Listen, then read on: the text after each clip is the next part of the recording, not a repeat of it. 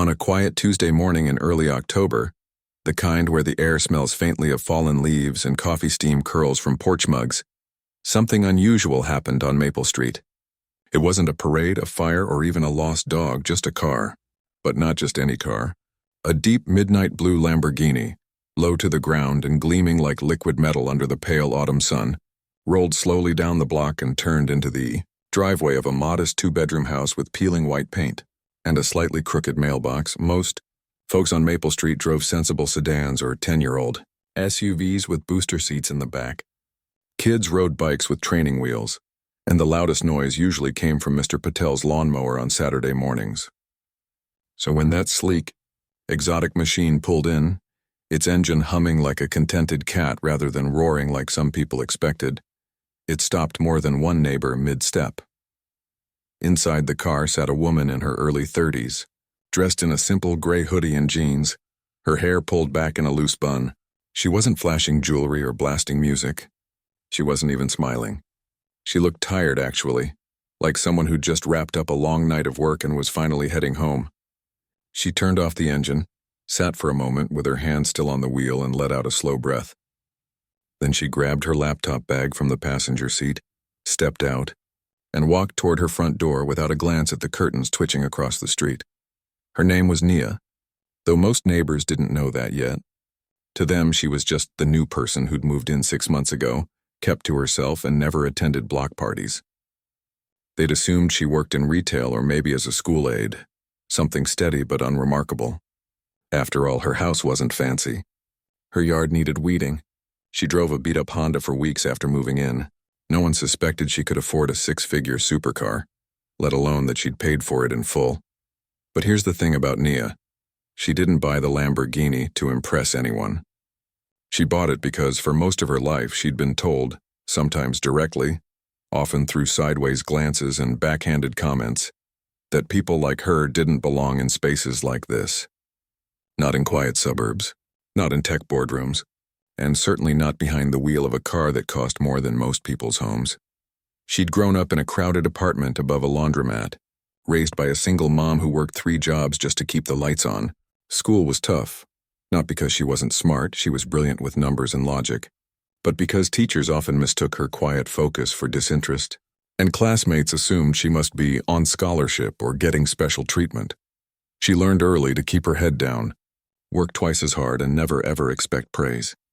Years later, after graduating top of her class in computer science, she landed a job at a small but fast-growing tech startup. She coded late into the night, fixed bugs no one else could crack, and quietly built tools that saved the company millions. When the company got bought out, she walked away with enough stock to change her life, if she wanted to. But instead of quitting, she stayed on, kept learning, and eventually launched her own side venture, an app that helped small businesses manage inventory without expensive software. It took off faster than she expected. Still, she lived simply. She rented at first, then bought the Maple Street house not because it was glamorous, but because it reminded her of the kind of neighborhood her mom always dreamed of living in. Safe. Green with trees that turned gold in the fall. She didn't need a mansion. She just wanted peace. The Lamborghini? That was different.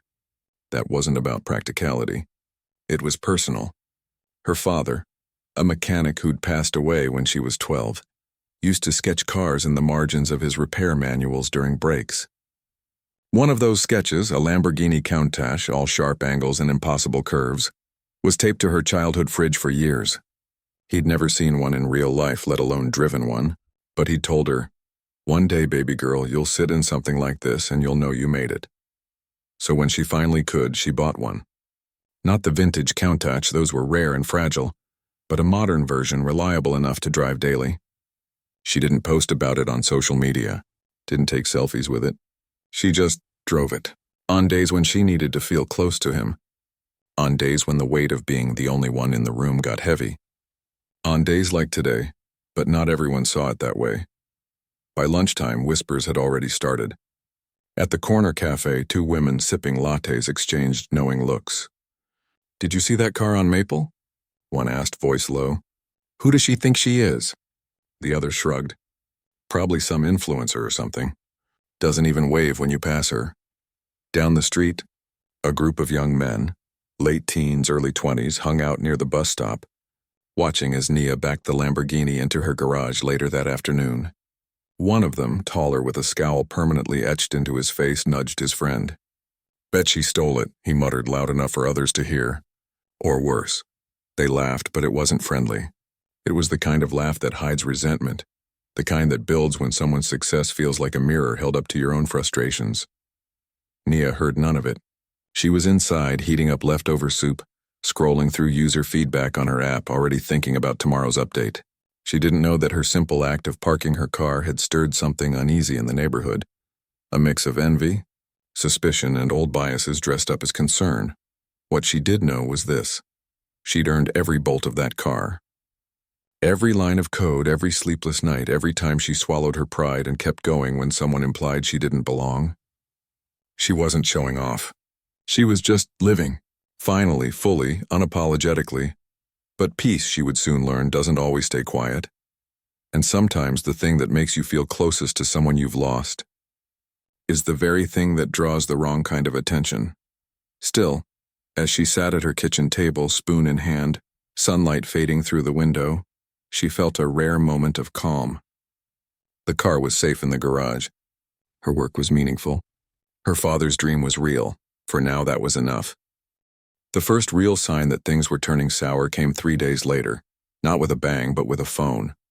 Nia was walking home from her mailbox, sorting through a stack of bills and a flyer for a neighborhood watch meeting she'd never attend. When she heard it, a low whistle followed by laughter that didn't sound playful. She looked up. 3 young men stood near the curb, leaning against a rusted pickup truck with mismatched tires. They weren't from her immediate block, but she'd seen them around, hanging out near the gas station, loitering outside the convenience store after dark. One of them, the tallest, stepped forward with a smirk that didn't reach his eyes. "Nice ride," he said, nodding toward her garage.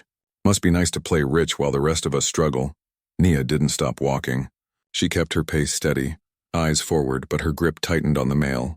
She'd heard comments like this before, back in college, at her first job, even at the grocery store when she used her company credit card to pay for office supplies. People assumed things. Always had, but she wasn't about to feed a confrontation. "Thanks," she said simply, voice calm, and kept walking. That should have been the end of it, but it wasn't. Over the next few evenings, the group started showing up more often, always near her driveway, always loud.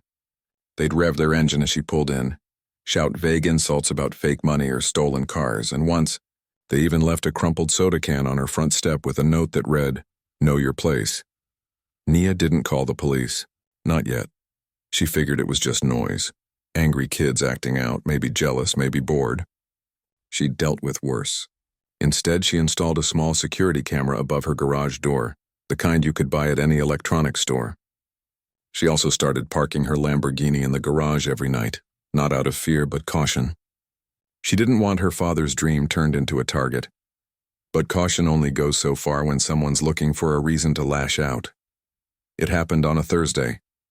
Rain had just stopped, leaving the streets slick and the air thick with damp.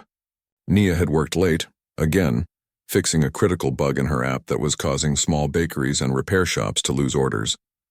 She pulled into her driveway just after 10 p.m., tired but satisfied. The streetlights flickered on, casting long shadows across the wet pavement. She hadn't even turned off the engine when headlights flared behind her. The pickup truck rolled in, blocking her driveway completely. The doors opened. All 3 men got out. Her heart jumped, but she stayed still. She rolled down her window just enough to speak. "You're blocking my way," she said evenly. "Please move your vehicle." The tall one stepped forward, hands in his pockets. "We just want to talk," he said, though his tone said otherwise. "You think you're better than us because you drive some fancy foreign car? You don't even belong here." "I live here," she replied, voice low but firm. "And I've done nothing to you." "Yeah?" he shot back. "Then why you act like you're too good to say hello? Too good to be part of the neighborhood?" "I'm not too good," she said. "I'm just busy. And I keep to myself." "That's not a crime." That's when it escalated. One of the others, shorter, wiry, with a red baseball cap pulled low, stepped around the front of her car and kicked the tire. Hard. The thud echoed in the quiet street. Then he spat on the hood, Nia's stomach dropped, but she didn't flinch. She reached for her phone on the passenger seat. "Don't even think about it," the tall one warned, stepping closer. "Put it down." She didn't. She opened her camera app, pointed it out the window. "I'm recording," she said clearly. "Leave now or I call the police." That's when the third guy, the quietest one, who hadn't said a word, grabbed her phone through the open window. Not violently, but with enough force to yank it from her hand. It clattered to the ground, screen cracking against the pavement. Then came the worst part. While she was still stunned, the tall one pulled out a key from his pocket and dragged it down the side of the Lamborghini. A long, jagged scratch tore through the glossy blue paint, from the door all the way to the rear fender. Metal screamed against metal. Nia flinched like she'd been cut herself. "Now you remember your place," he said, voice cold. They laughed as they walked back to their truck, tossing her phone onto the wet grass like trash. The engine roared to life, tires spinning in the puddles as they peeled away, leaving her alone in the dim light, rain starting to fall again. For a long moment, she just sat there, hands gripping the steering wheel. Breath shallow. She wanted to scream, to cry, to chase after them. But she didn't. Instead, she took 3 slow breaths, the way her mom taught her when things got overwhelming, and got out of the car. She picked up her phone. The screen was cracked, but it still worked. She turned on the flashlight, knelt beside her Lamborghini, and ran her fingers over the deep gouge in the paint. It wasn't just metal. It was memory. It was promise. It was her father's dream, scarred by someone's anger and ignorance. She didn't call 911 right away. She called her older cousin, the one who'd helped her move in, who knew her story, who'd once told her, "When the world tries to shrink you, don't fight small. Rise big." "I'm okay," she said when he answered, voice steadier than she felt. But they hurt the car. He was at her house in 20 minutes. Together, they reviewed the security footage. It was clear, faces, license plate, everything. They called the police then, not with rage, but with quiet resolve. The officers came, took a report, promised to follow up. But Nia already knew this wasn't just about a scratched car. It was about who gets to succeed, who gets to be seen, and who gets punished for daring to shine in a place that wasn't expecting it. The next morning, she washed the spit off the hood herself. She covered the scratch with a temporary sealant she found online. And she went to work, not from home, but from her usual co-working space downtown. She didn't post about what happened, didn't rant on social media, didn't name names, but something had shifted inside her. She realized then that silence wouldn't protect her, and anger wouldn't heal her. But action, thoughtful, human, unexpected action, might just change everything. Because while they saw a car, she saw a legacy, and while they saw a target, she was already thinking of a way to turn pain into purpose. The neighborhood watched, waiting to see how she'd react. Would she move away? Sue them, retaliate? No one expected what came next. Not yet, but it was coming. Quietly, surely, like dawn after a long, dark night. The morning after the vandalism, most people expected anger, maybe a lawsuit. At the very least, a for sale sign in the front yard and a quick exit from Maple Street. But Nia didn't do any of that. Instead, she did something so quiet, so unexpected, that it barely made a ripple at first. She went to work like normal. She wore the same gray hoodie, carried the same worn laptop bag, and ordered the same black coffee from the corner shop. But inside, her mind was turning, not with revenge, but with questions. Why them? Why now? And more importantly, what if they didn't really know what they were doing? That last thought stuck with her, because as she replayed the security footage, not to dwell on the damage but to understand the faces, she noticed something. The youngest of the 3, the one who'd stayed mostly silent during the whole thing, looked familiar. Not from the neighborhood, not from social media, but from a flyer. Months earlier, before she'd even bought the Lamborghini, she'd volunteered at a local youth center, teaching a free Saturday coding workshop for teens. It wasn't glamorous, just a folding table, a few borrowed laptops, and a handful of curious kids who showed up more for the free pizza than the Python lessons. But one boy had stayed late every week asking questions, rewriting his code until it worked perfectly. He'd even emailed her afterward with project ideas. His name wasn't on the flyer, but his photo was, standing proudly beside a robot he'd built from spare parts. And now, seeing him in the video, standing there while his friends mocked her, Nia didn't see a vandal. She saw a kid who'd once lit up talking about artificial intelligence and how he wanted to build apps that helped his mom manage her small cleaning business. That changed everything. She didn't excuse what they'd done. The scratch on her car still stung. The fear she'd felt that night was real. But she also knew that anger only breeds more anger. And she'd spent too much of her life climbing out of cycles like that to jump back in now. So instead of pressing charges right away, she made a call, not to a lawyer, but to the youth center director. "I saw someone from your program in a difficult situation," she said carefully. "I'd like to talk to him. Not as a victim, just as someone who remembers how hard it is to be young and lost." The director was hesitant at first. Privacy rules, liability, all that. But when Nia explained, not what they'd done, but what she believed the boy could still become, the tone shifted. "He's been struggling," the director admitted quietly. "His older brother got into some trouble last year. Family's been tight on money. He dropped out of school last month. That hit harder than the key ever could." A few days later, Nia sent a simple email, not to the older brother, not to the ringleader, but to the younger one. No accusations, no demands, just an invitation. "I remember your project about scheduling for small businesses. I'm hiring for a junior role on a similar app. If you're interested, come by the co-working space downtown this Saturday at 10 a.m. Bring your questions and your ideas." She didn't tell anyone. Not the police, not her cousin, not even the neighbors who were already gossiping about what she'd do next. She just waited. And on Saturday morning, right at 10, he showed up. He looked nervous, wearing a too-big jacket and scuffed sneakers. He didn't make eye contact at first, just stood in the doorway of the shared office space like he wasn't sure he belonged. Nia didn't shake his hand, didn't offer a fake smile. She just pointed to a chair. "Sit," she said gently.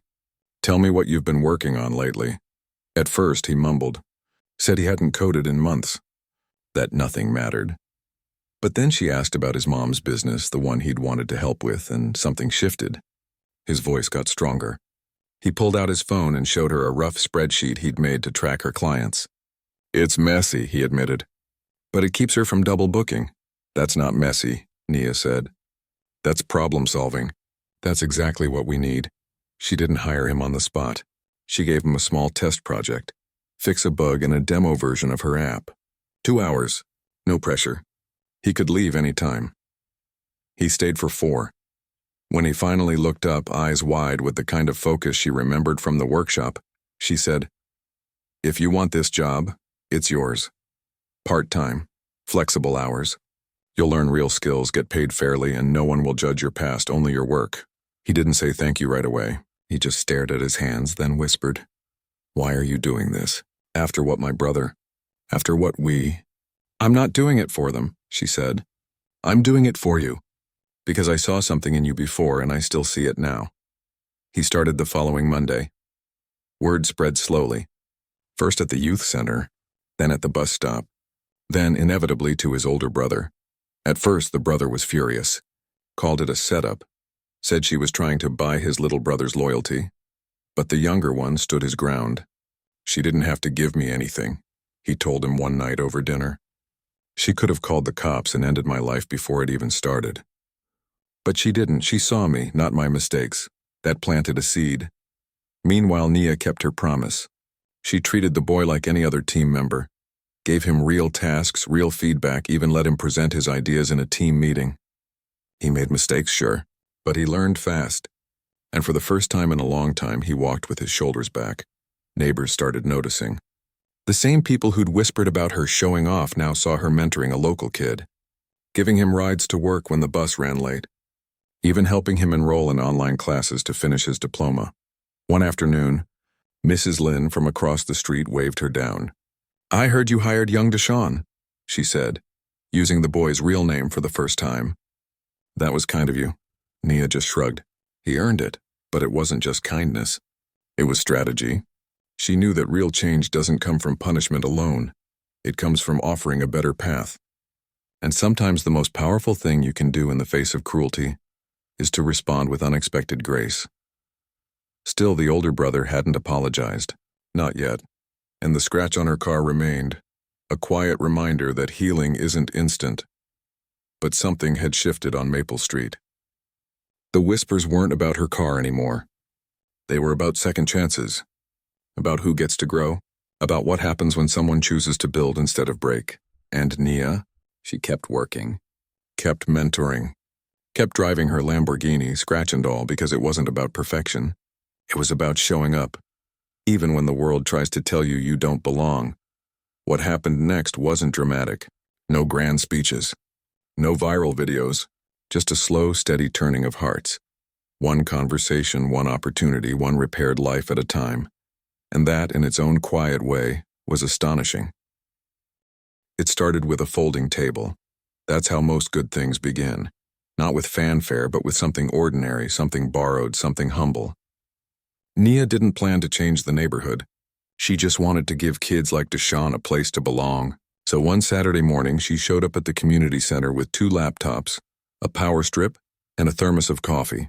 She set up in the back corner of the multi-purpose room, right between the knitting circle and the senior bingo group, and taped a sheet of paper to the wall that read, "Free tech help, no experience needed." At first, no one came. She sat there for an hour, sipping coffee, scrolling through code, wondering if she'd misread the room. Maybe people weren't ready. Maybe trust took longer than she thought. Then, just as she was about to pack up, a teenager in a faded hoodie shuffled in, eyes on the floor. It was Deshaun's friend from the bus stop, the one who'd once laughed along with the others but never said much. He hovered near the door, unsure. "You can sit," Nia said, not looking up from her screen. "Unless you're scared I'll bite." He cracked a small smile and took the chair across from her. That was all it took. Word got around fast after that. Not through social media or flyers, but the old-fashioned way. Through hallway whispers at school, texts between cousins, moms telling other moms at the laundromat. "You know that woman with the fancy car? She's teaching kids how to build apps. For free." Soon the folding table wasn't enough. She brought a second, then a third. A retired teacher started helping with resumes. A local electrician showed up one week to talk about smart home tech. Even the youth center director began sending students over, not as at-risk kids, but as curious minds with real potential. Nia never made it about herself. She didn't stand up and give speeches about overcoming hate or rising above bullies. She just showed up every other Saturday, wearing the same comfortable clothes, answering questions with patience, and treating every kid like they already had something valuable to offer. Because they did. They just needed someone to notice. One girl, barely 15, built a simple app that helped her grandmother track her blood pressure meds.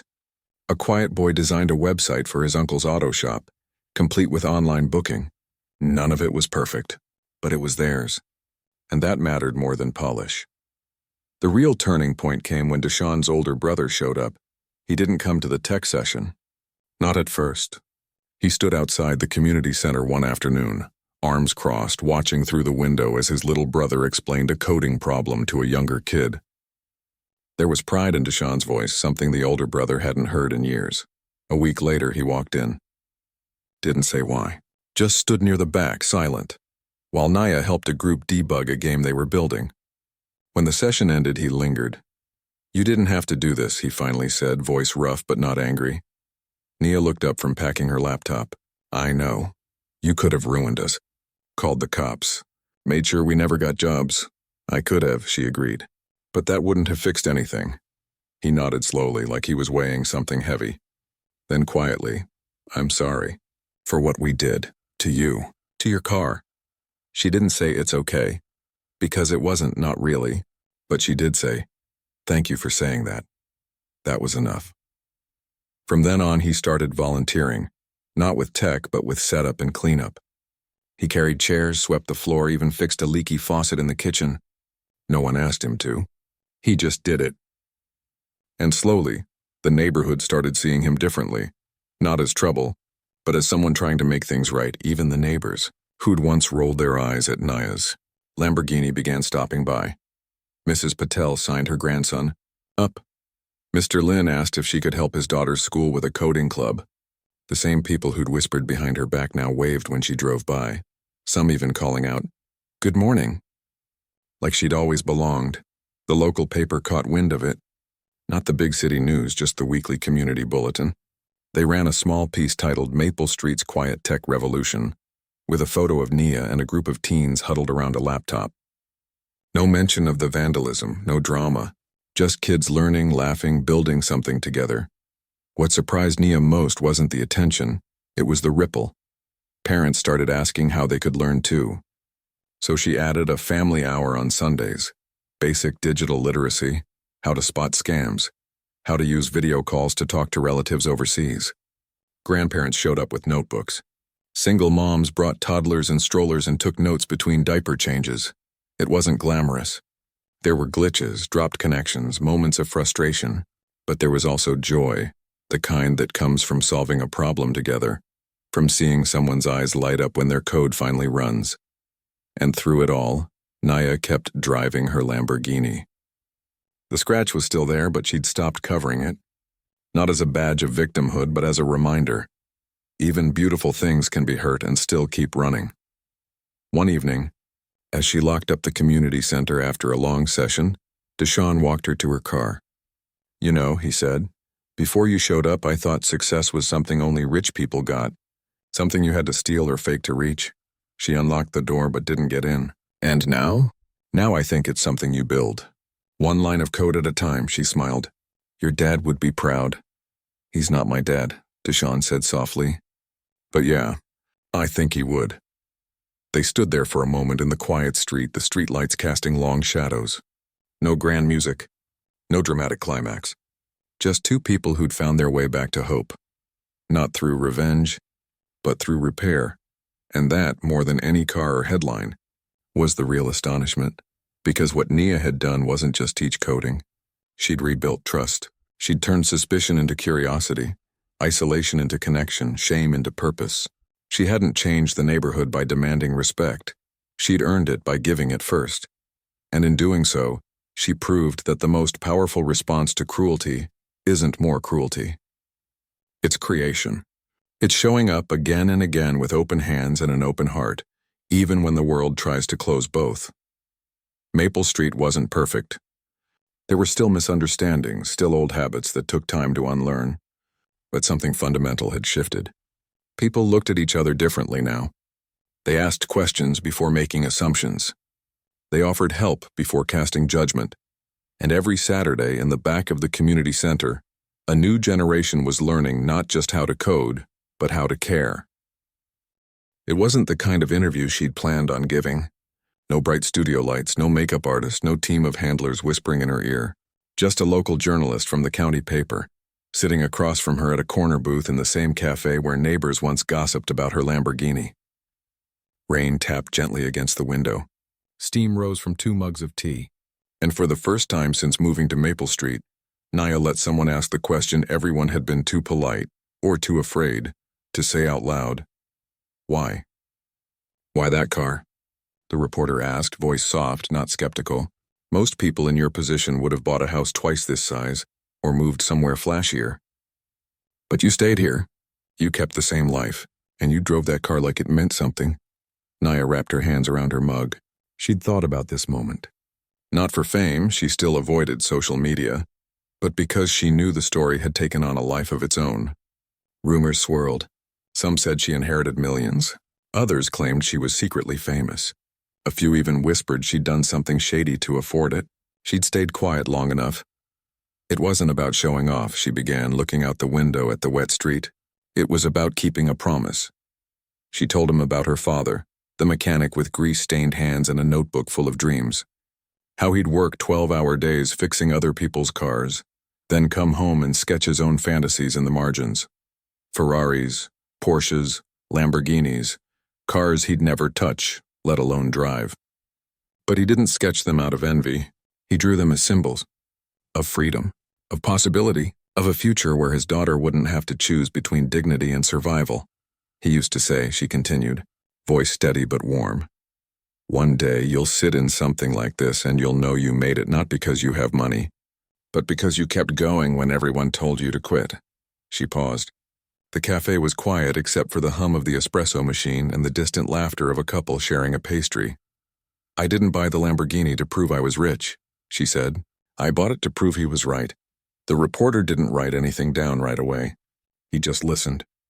And in that moment, something shifted, not just in the conversation, but in how the story would be told.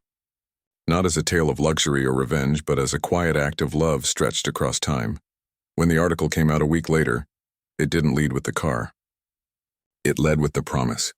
And tucked near the end was a line that would echo through the neighborhood for months. True success isn't measured by what you own, but by what you give back when you finally get a seat at the table. People read it, really read it. Even the ones who'd once sneered now saw her differently. Not as an outsider flaunting wealth, but as someone honoring a legacy while building a new one. Around the same time, Deshaun finished his first major project, a scheduling tool for home healthcare workers, inspired by his aunt who cared for elderly neighbors.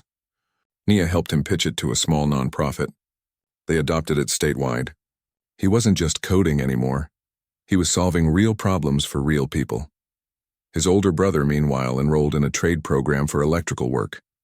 He still helped at the community center on weekends, but now he talked about getting certified, maybe even starting his own small business one day.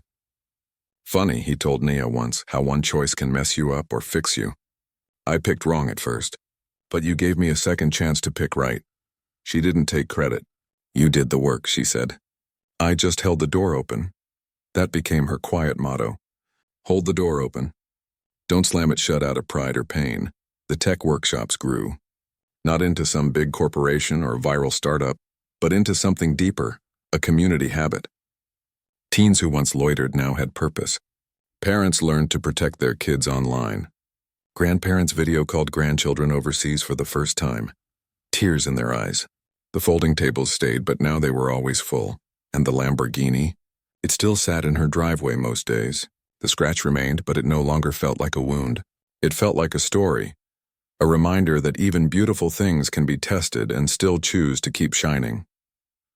One evening, as autumn turned to winter, Nia hosted a small gathering at the community center. No press, no speeches. Just hot cocoa, string lights, and a slideshow of the past year. Kids coding, parents learning, neighbors laughing. At the end, Deshaun stood up, not because he was asked, but because he wanted to. I used to think people like her didn't care about people like us, he said, voice shaking just a little. But she saw me when I felt invisible. And she didn't just give me a job. She gave me back my future. No one clapped right away. They just sat with the weight of those words, because they knew it wasn't just about him. It was about all of them. Later that night, as Nia walked home under a sky full of stars, she passed the spot where the pickup truck had blocked her driveway months ago. The pavement was clean, the air was still, and for the first time, she didn't feel like a guest in her own neighborhood. She felt like she belonged, not because she'd earned their approval, but because she'd chosen to stay, to build, to believe in them even when they doubted her. She unlocked her front door, stepped inside, and placed her keys on the counter, right next to her father's old notebook now framed on the wall. In it, that same Lamborghini sketch, faded but clear. Beneath it, she'd written in her own hand, "We made it, Dad." Outside, the street was quiet, but inside something hummed, not an engine, but hope. The kind that doesn't roar, the kind that grows slowly, quietly, in the spaces between fear and forgiveness. And that, more than any headline or luxury car, was what astonished everyone. Because in a world that often rewards noise, she chose kindness. In a world that demands payback, she offered pathways. And in a place that once saw her as an outsider, she became the quiet heartbeat of something new, not perfect, not flashy, but real. And sometimes that's the most astonishing thing of all.